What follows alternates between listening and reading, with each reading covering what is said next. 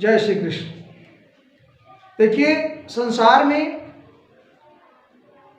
कई बार सृष्टि की जो रचना हुई है उसमें हर तरह के प्राणी 84 लाख योनियों में असंख्य कह सकते हैं कि अलग अलग तरह के जीव सब सृष्टि की रचना में उपस्थित हैं।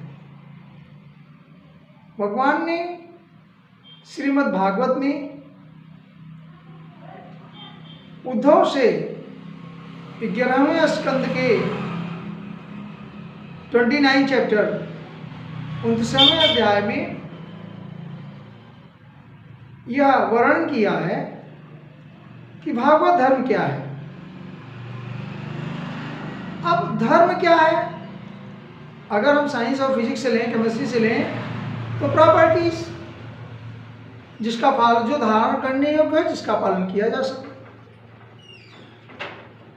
वहां पर किसी चीज की प्रॉपर्टी बदलती नहीं है।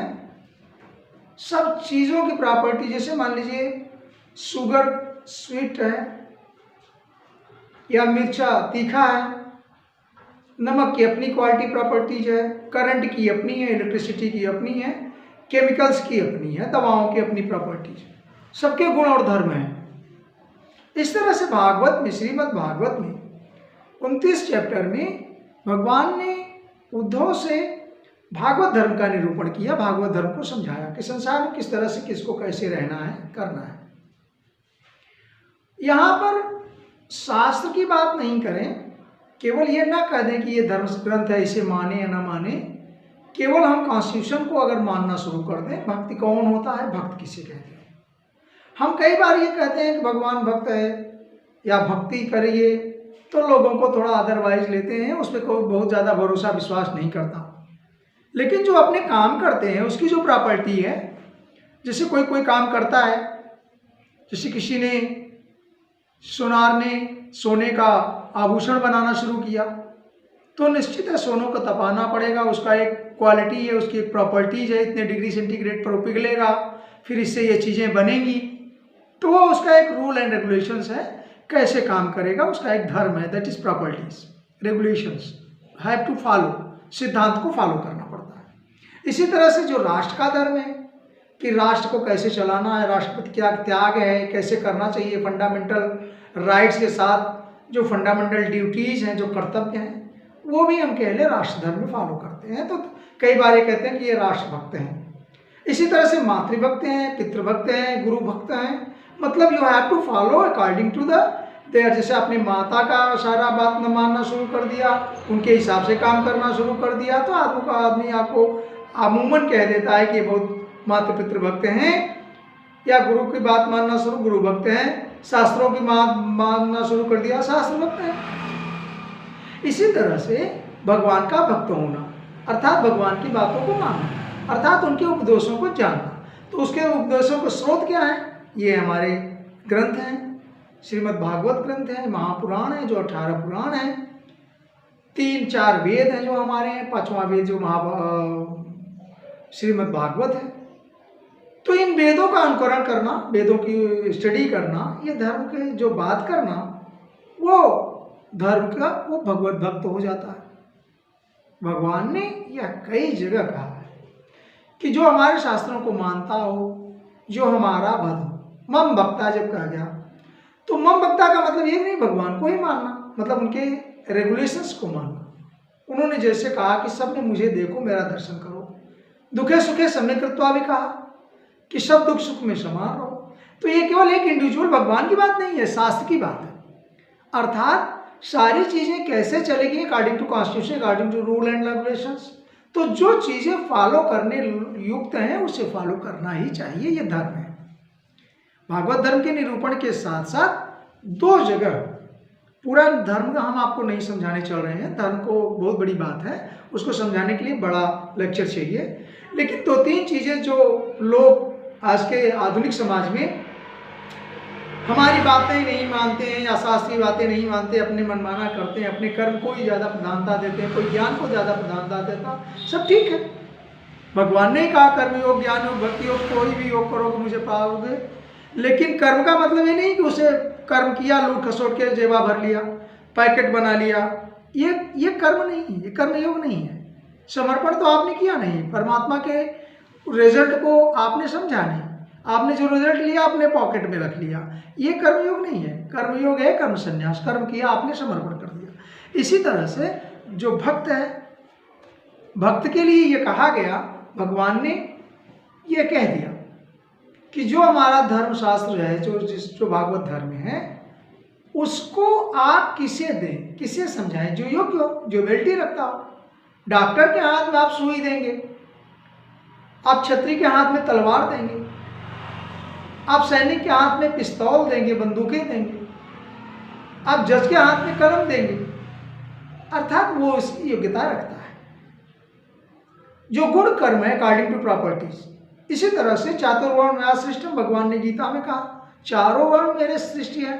अब चार वर्ण हमारे केवल मनुष्य की योनियों में, लेकिन जो चीजें या जो योनियां और हैं, जैसे पेड़ की योनि है, कुत्ते की है, मतलब जानवरों की है, या सूक्ष्म माइक्रो ऑर्गेनिज्म की जो योनियां हैं, उनके भी तो कुछ प्रॉपर्टीज हैं, उनके भी जनरेशन, उनके भी लाइफ साइकिल है, उनका भी एक रिलेशन है, उनका भी एक ग्रंथ है, उनका भी एक शास्त्र।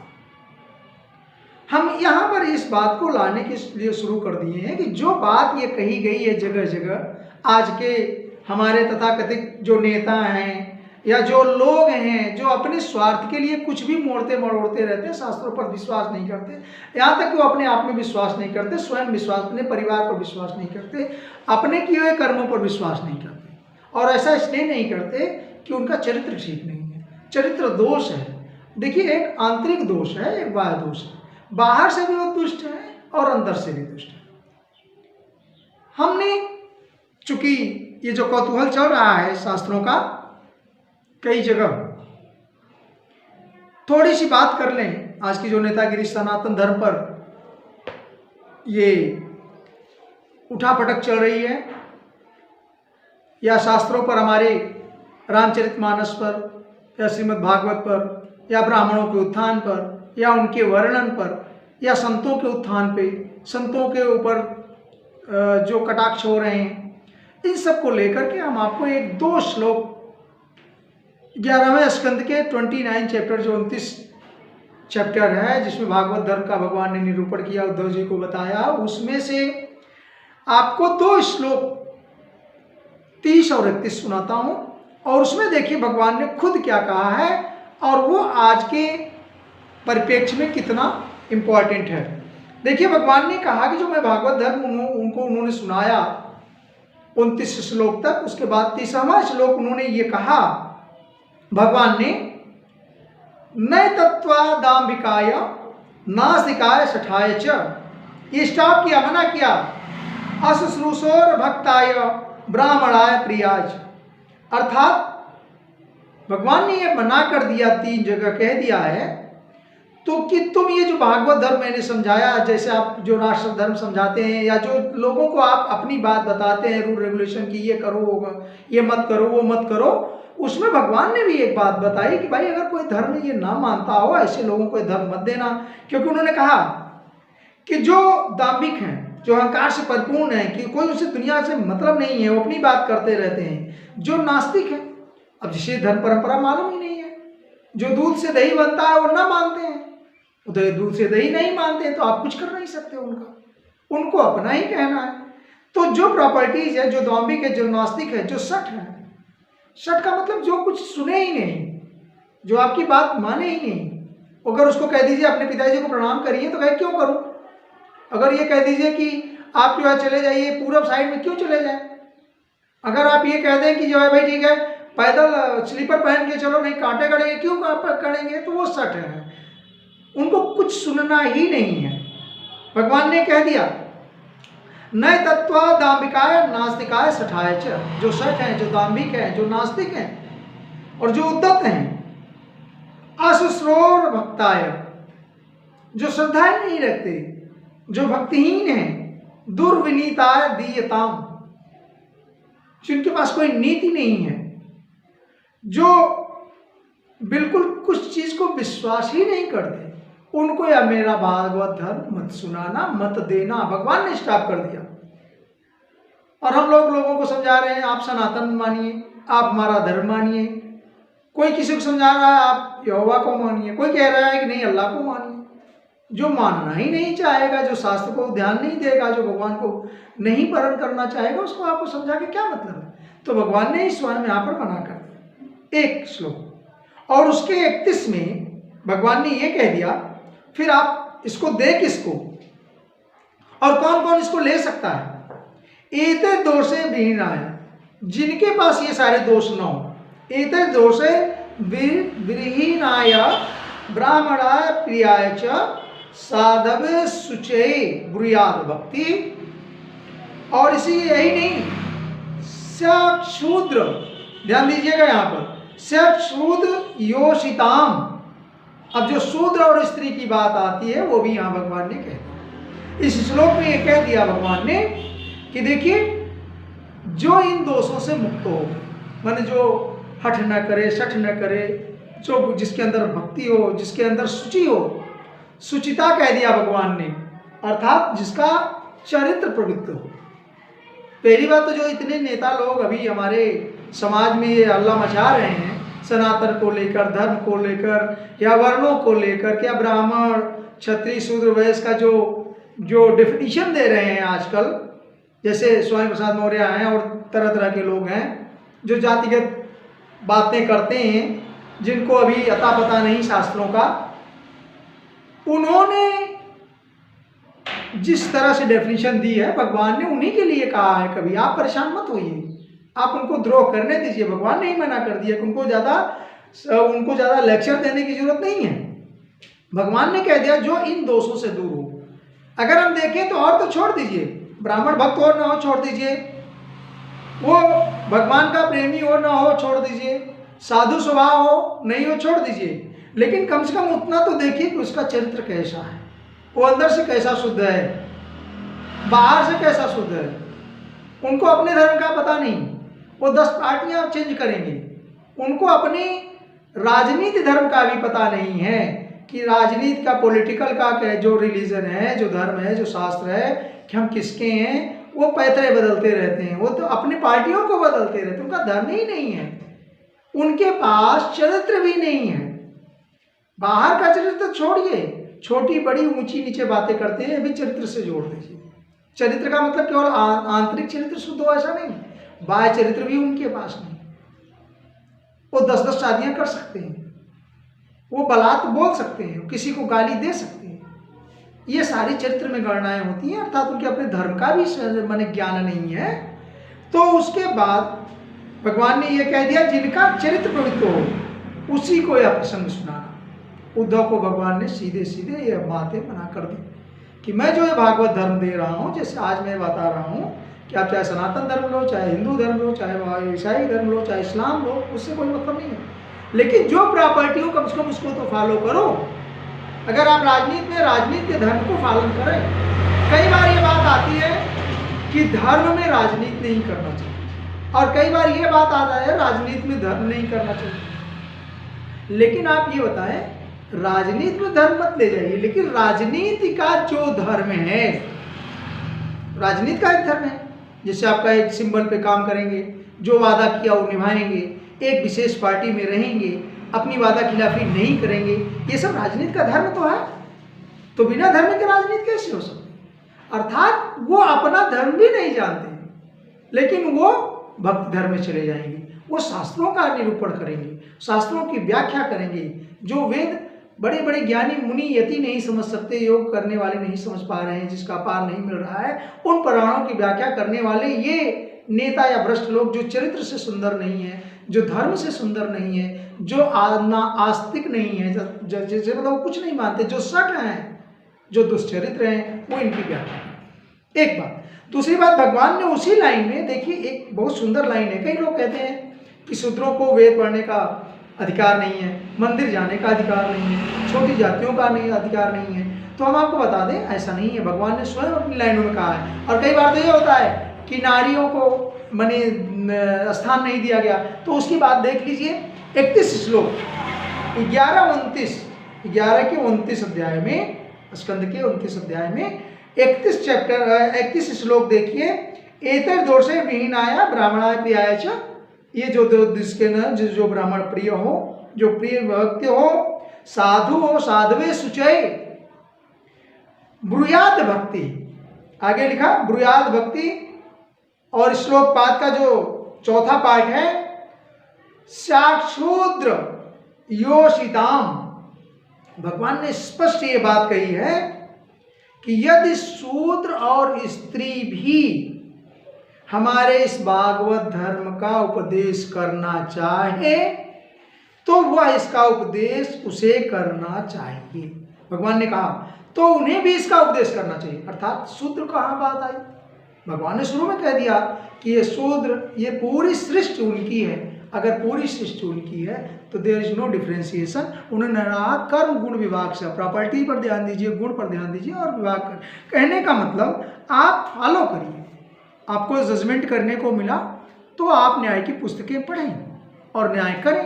अगर आपको कॉन्स्टिट्यूशन, मैंने कहने का मतलब जो चीज़ आपको मिली उसका पालन करें और उसको पूरे संसार को दें, तो कोई न कोई धर्म को आपको पालन करना पड़ेगा। अर्थात जो 60 लोग हैं, हम अपने विशेष जो लोग ग्लान से भर जाते हैं शास्त्रों वाले, वो मत भरें, क्योंकि वो 60 हैं। कोई पाखंडी है, कोई अधर्मी है, कोई नास्तिक है, उसको हम आप नहीं समझा सकते, क्योंकि स्वयं भगवान श्री हरि कृष्ण परमात्मा पर ब्रह्म जो माया की सृष्टि का बनाने वाला है, उन्होंने ही स्टॉप कर दिया कि आप उसको, उद्धव को इंगित करके कि उद्धव को ये समझा रहे हैं भाई आप ऐसे लोगों को ये मत दीजिए। तो वही बात हम आपसे कहते हैं, समाज वालों से कहते हैं कि आप भी, जो लोग ये बात नहीं मानते, there is no need to give them, उनको या आप बताने समझाने की कोशिश न करें। जबकि हमारे शास्त्र ने शूद्र और स्त्री दोनों को लिए कह दिया कि हमारी इन बातों का वो निरूपण और उपदेश कर सकते हैं। स्वयं भगवान कृष्ण की ये कहानी, मैंने ये कथा है। तो कहने का मतलब आप इसे जरूर करें, क्योंकि वो अपना कर्म तो करते नहीं, वो स्वान भक्ति करते हैं। मतलब नीचे का लूटे खसोटेंगे ये सारे नेता लोग, जो लोग सभी जो धर्मों का पालन नहीं करते, राजधर्म, राष्ट्र धर्म या राजनीति धर्म का पालन नहीं करते, वो चोरी कर लेंगे, वो करप्शन में चले जाएंगे, वो जेलों में फंसेंगे, वो हल्ला मचाएंगे, उनके बैंक अकाउंट भरे रहेंगे, दूसरे नीचों का शोषण करेंगे। जबकि भगवान ने कई जगह, अब देखिए शास्त्रों में 11वें स्कंद के 17वें अध्याय में भी 39-40 ऐसे श्लोक हैं जिसमें भगवान ने कह दिया कि स्वान वृत्ति मत करो। मतलब अपने से नीचों का नीचे, तब अब नीच का मतलब बिलो दैन, नीच का मतलब दुष्ट नहीं, नीच का मतलब जो नीचे लोग हैं, जो नीचे तबके के हैं, जो आपसे कम कमाते हैं, जब से आपसे कम ज्ञान रखते हैं, जो आपसे कम बुद्धि वाले हैं, वो नीचे हैं। उनकी वृत्ति का हरण मत करो, उनसे कुछ छीनो मत, उनकी जीविका मत लो। अब आप ब्राह्मण हो, अब आप जो है चाट की दुकान खोल दिए, अब आप बिजनेस व्यापार करने लग गए, आपने वैश्य की जो है या क्षत्रिय की जो वृत्ति है उस पर आपने हाईजैकिंग कर दिया। नहीं करना चाहिए, शास्त्र में इसकी मनाही है। और मनाही किसमें है? देखिए 11वें स्कंद के 17वें अध्याय के 47, 48 और 49 श्लोक में भगवान ने स्वयं बता दिया कि अपनी वृत्ति के हिसाब से काम करिए, आप जिस प्राण में पैदा हुआ उसको फॉलो करिए। यदि आपके पास योग्यता है या आपत्ति काल है, दो जगह दो ने कहा है, यदि आपत्ति काल है धर्मम नास्ति, ऐसा भी कहा गया शास्त्र में। यदि आपत्ति काल है, यदि आपकी जीविका पार्जन नहीं हो पा रहा है, तब आप निम्न कोटि के जो मानी वर्ण हैं उनके कर्म को अपना सकते हैं। लेकिन उन्होंने स्पष्ट कहा कि जब आपकी जीविका नॉर्मल हो जाए, विपत्ति खत्म हो जाए, तो पुनः आप अपने वृत्ति में काम करें। ऐसे कई श्लोक हैं गीता में भी। गीता के 18वें अध्याय के 47वें श्लोक में भगवान ने कह दिया, श्रेया स्वधर्मो विगुणा पर धर्मा स्वनुष्ठिता, कि अपना जो धर्म है, जो अपनी वृत्ति है, वो सर्वोपरि है, उसमें श्रेय है, वो चाहे थोड़ी त्रुटिपूर्ण भी है तो भी। और यही नहीं, एक जगह और भगवान ने कह दिया कि अपने धर्म में करते हुए उसी के 48 श्लोक में सहजम कर्म कौन्तेय सदोषम अपि न त्यजेत। अपने धर्म में, अपने कर्म में, अपने वृत्ति में अगर थोड़ी बहुत दोष भी हैं तो आप उसे उसका ध्यान न दे करके अपना कर्म करिए, कर्म को छोड़िए मत। अगर आपका कर्म में थोड़ा सा आपको लगता है कि there is something loophole है तो भी आप उसे न छोड़ें। दूसरे की वृत्तियों का आप हाईजैकिंग मत करिए कि आप जो है शूद्र हैं, बिजनेस व्यापार करना चाहते तो आप ब्राह्मण की तरह से लेक्चर करना शुरू कर दीजिए, या आप क्षत्रिय की तरह तलवार चलाना शुरू कर दीजिए, ये भी मत करिए। या आप शूद्रों की आजीविका मत ले लीजिए, आप हाईजैकिंग मत करिए, स्पष्ट कहा गया है। और इसके लिए हमने अपनी वृत्ति के अनुसार कर्म करें, ऐसा एक वीडियो भी आपको बहुत पहले दिया है, अगर आप चाहें तो उस पर भी जाके सर्च करें। तो निश्चित है कि अपने वृत्ति, अपने कर्म के हिसाब जिसकी आपकी क्वालिटी है, प्रॉपर्टी, वैसा काम करें। आपके पास बहुत प्रेम है, अनंत आकाश आपका है, संसार पूरा आपका है, इसलिए आपको कर्म करने की कोई संकीर्णता नहीं होनी चाहिए और दूसरे में इंटरफियर नहीं करें। जय श्री कृष्ण।